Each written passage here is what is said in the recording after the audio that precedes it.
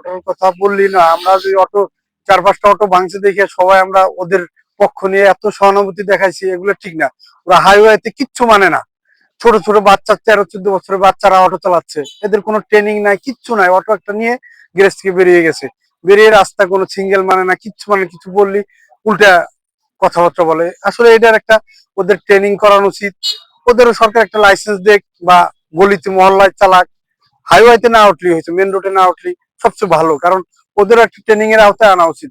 আমরা যেরকম driving licence নিছি ট্রেনিং দিয়ে, ওরা ওরকম লাইসেন্স নিয়ে ট্রেনিং দিয়ে, তারপরে ওদের কিছু ট্রেনিং দেখ, তারপরে এগুলা নিয়ে চলুক গাড়ি। কিন্তু ছোট ছোট বাচ্চারা, যেমন 13-14 বছরের বাচ্চারা এত জোরে জোরে অটো গুলো চালাচ্ছে, এদের কিছু বললে উল্টে অ্যাকশন। এগুলো আসলে করা উচিত। চলুক, ওরাও চলুক, ওরা যে চলবে না তা না, কিন্তু মহল্লা গলিতে হাইওয়েতে না উঠলে সবচেয়ে বেটার। আসলে এই যে দেখেন, ওরা হাইওয়েতে হরেন দিলি কিচ্ছু শুনতেছে না, কাউরে ছাড় দেয় না। তারপরে দ্বিতীয় কথা হয়েছে, এত স্পিডে চালা, এই গাড়ি হাইস্ট 10 বা 15 স্পিড চালানোর কথা, কিন্তু ও আমার গাড়ি 40 চালাইতেছে, ও আমার চেয়ে বেশি স্পিডে চালাইতেছে।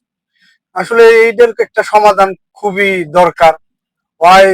ওদের হাইওয়েতে উঠা বন্ধ করা উচিত, অথবা যে কোনো একটা সরকারের একটা সমাধান খুব দ্রুত দরকার। এই জন্যই গাড়ির রাস্তার জ্যাম হচ্ছে বা অ্যাক্সিডেন্ট হচ্ছে। অ্যাক্সিডেন্ট হইলেই দোষ পড়ে কার? ড্রাইভারের। কিন্তু ও যে অটোটা চালাচ্ছে এত স্পিডে, এই দেখ, আমরা আসলে ওই যে বলে না, সহানুভূতি বেশি দেখায়, এইটাই হলো বড় ক্ষতি হচ্ছে দেশের। বা এই সমস্যাগুলো সমাধানে খুবই দরকার। না করলে দিন যাচ্ছে আর বাড়তেছে, দিন যাচ্ছে আর অটো বাড়তেছে। এটার একটা খুব দূরত্ব, এটার একটা সমাধান করা উচিত, আমি যেটা মনে করি। ফিরে করতেছে আবার হ্যাঁ, আসলে অটোর কিছুটা সুবিধাও আছে, যেরকম 4-5 জন শেয়ার করে একটা অটোতে যাইতেছে, কিছু টাকা বাঁচতেছে। আবার অটোওয়ালাও কিছু পাচ্ছে, কিন্তু বিষয় ওইটা না। যখন একটা দুর্ঘটনা হয়ে যায়, এই যে কিছু টাকা বাঁচানোর জন্য এর 4 ডবল টাকা আমাদের খরচ হচ্ছে, এটাও একটা বিষয়। আর দ্বিতীয় কথা, চলেন আপনাদের হাইওয়েতে দেখা কি অবস্থা পাবো ওরা চালাচ্ছে, এটা আপনারা দেখেন নিজ চোখে।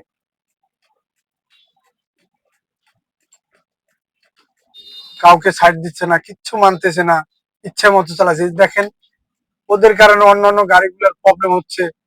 আসলে এটার একটা সমাধান দরকার খুবই।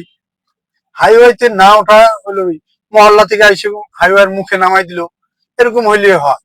কিন্তু অতিরিক্ত ওরা মেন রোডে উঠে গেছে এমন ভাবে, যা বলার মতো না। এই যে গাড়িগুলো চলতেছে না, আস্তে আস্তে যাচ্ছে, কিন্তু ওই যে দেখেন অটো, ওই যে একটা অটোর কারণে 10টা গাড়ি আটকে রয়েছে, বাসটা সাইড দিতেছে না। এই এতগুলো গাড়ি ওই শুধু ওই একটা অটোর কারণে। আসলে হাইওয়েতে টোটালি বন্ধ করে দেওয়া উচিত।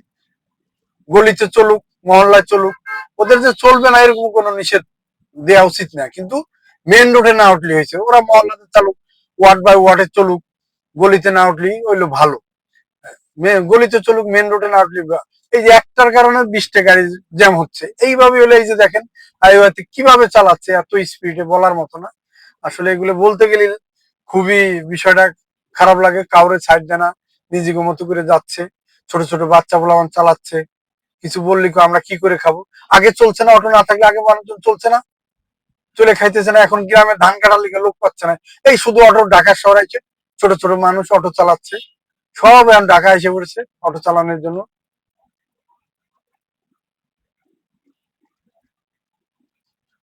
দেখেন, আপনারা নিজ চোখে দেখেন কিভাবে অটো যাচ্ছে, গাড়ি সাইড দিতেছে না। একটা হাইওয়ে রুটে যদি এই অবস্থা হয়,